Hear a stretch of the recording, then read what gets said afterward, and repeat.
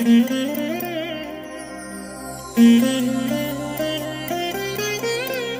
దినం పరము నుండి దిగివచ్చు మాట, ఇది నీ జీవితానికి వెలుగుల బాట, నీ ఒడిలో ఉంచబడిన దీవెనల మూట, అద్భుతాల ఆనంద ఊట.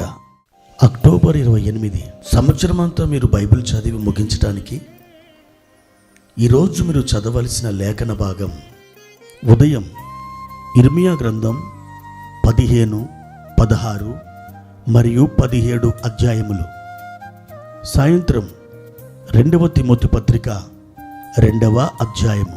క్రీస్తునందు నాకు అత్యంత ప్రియమైన దేవుని బిడ్డలారా, ఈ ఉదయకాల సమయంలో ప్రభు యొక్క కృప మీకు తోడుగా ఉండునుగాక. ప్రియ దేవుని బిడ్డలారా, క్షేమముగా ఉన్నారా? మీరు అనుదినం ఈ ధ్యానాలు విని ఉదయకాలముననే ఒక నిరీక్షణ, ధైర్యం మీరు పొందుకొని ఆ దినం విజయవంతంగా మీరు జీవించగలుగుతున్నారా? ప్రతిరోజు ఈ ధ్యానాలు లేదా ఈ వాగ్దానంతో కూడిన ఈ కొన్ని నిమిషాల నిడివి కలిగినటువంటి ఈ మాటలు మీరు విని కొంతమందికి ఈ మాటల్ని షేర్ చేయండి. మీ బంధువులకు, స్నేహితులకు దీనిని మీరు పంపించండి. వారు కూడా ఆత్మలో ఆనందిస్తారు.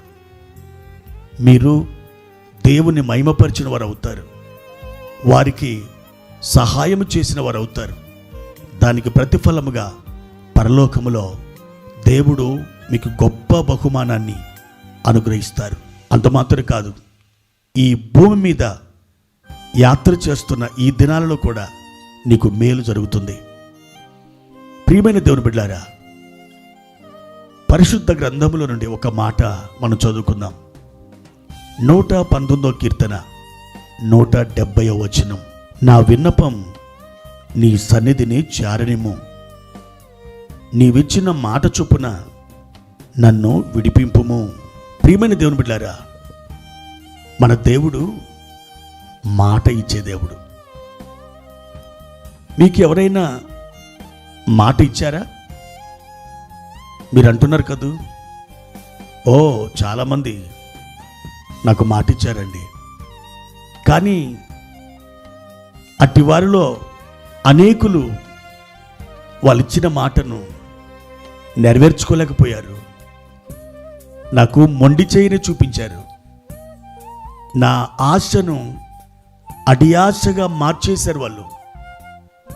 నేను వారిని నమ్మి వారిచ్చిన మాట మీద నేను ఆధారపడి నేను ఎంతగానో వారు సహాయం చేస్తారని దినమంతా ఎదురు చూశాను.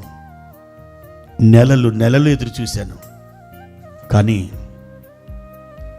లాభం ఏమీ లేదండి. అంతా వృధా అయిపోయింది. నా నిరీక్షణ భంగమైపోయింది. ఇలాంటి అనుభవాలు మీ జీవితంలో ఉండే ఉంటాయి.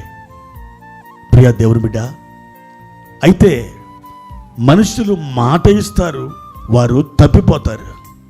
కానీ ఈ విశ్వంలో ఒక మహానీయుడున్నాడు. ఆయన ప్రభు అయిన యేసుక్రీస్తు. ఆయన గురించి వాక్యములో వ్రాయబడిన మాట ఏమిటి తెలుసా? ఆయన ఎన్నడూ మాట తప్పని వాడు అని 146వ కీర్తనలో మనం చూస్తాం. ఆయన ఇచ్చినటువంటి మాట ఆయన తప్పకుండా నెరవేరుస్తారు. అయితే ఇక్కడ ఈ కీర్తనాకారుడు దేవుని అడుగుతున్నాడు, అయ్యా నీవిచ్చిన మాటను బట్టి నన్ను విడిపించుము. దేవుని బిడ్డ, ఆ కీర్తనాకారుడికి దేవుడు ఒక మాట ఇచ్చాడట. ఆ మాటను బట్టి అతడు అడుగుతున్నాడు, నీవు నన్ను విడిపించుము. ఎక్కడిచ్చాడు ఆ మాట? పరిశుద్ధ గ్రంథములో మనం చూచినట్లయితే 50వ కీర్తన 15వ వచనంలో ఇలాగూ దేవుడు చెప్తున్నాడు, ఆపత్కాలమున నీవు నన్ను గూర్చి మొరపెట్టుము, నేను నిన్ను విడిపించదను, నీవు నన్ను మహిమపరచెదవు. దేవుడే సాక్షాత్తు మాట్లాడిన మాట. నేను నిన్ను విడిపించదను, నీవు నన్ను మహిమపరచెదవు. ఇక్కడ కీర్తనకారుడు అడుగుతున్నాడు, అయ్యా నీవిచ్చిన మాట చొప్పున నన్ను విడిపింపుము. ఈరోజు ఈ మాట మీ కొరకే అని మీకు తెలుసా? ఆయన అంటున్నాడు, నీ ఉన్నటువంటి ఆ బంధకాలలో నుండి నేను నిన్ను విడిపించబోతున్నాను. నీ ఆర్థిక ఇబ్బందులలో నుండి నేను నిన్ను విడిపించబోతున్నాను. నీ రోగములలో నుండి, నీ వ్యాధులలో నుండి నిన్ను విడిపించబోతున్నాను.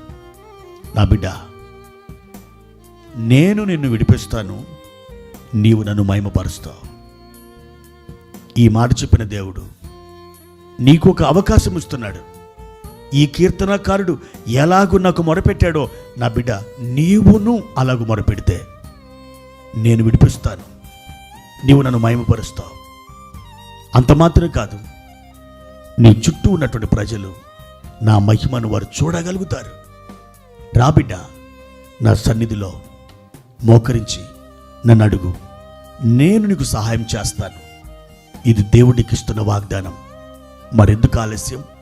ప్రభు సన్నిధిలో మోకాలేసి, ప్రభువా నన్ను విడిపించని భారముతో ప్రార్థించు. దేవుడు చక్కని త్రోవ నీ కొరకు ఏర్పాటు చేసి, ఇదిగో ఒక స్వేచ్ఛతో కూడిన ఆ మార్గములో నిన్ను నడిపిస్తాడు. అట్టి కృప దేవుడు నీకు దయచేయునుగాక. ప్రార్థన. ప్రియమైన తండ్రి, మీ ఘనమైన నామాన్ని కొందనాలు.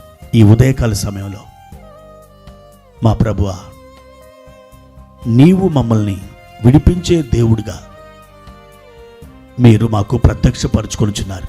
మా తండ్రి, మమ్మల్ని మేము ఎన్నడూ విడిపించుకోలేము. నీవు విడిపిస్తేనే మేము విడుదల పొందుతాం.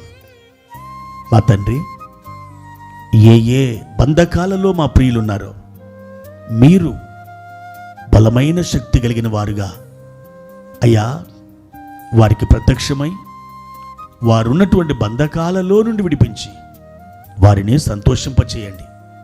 యేసు నామములో ఈ ప్రార్థన అడుగుచున్నాను తండ్రి. ఆమెన్.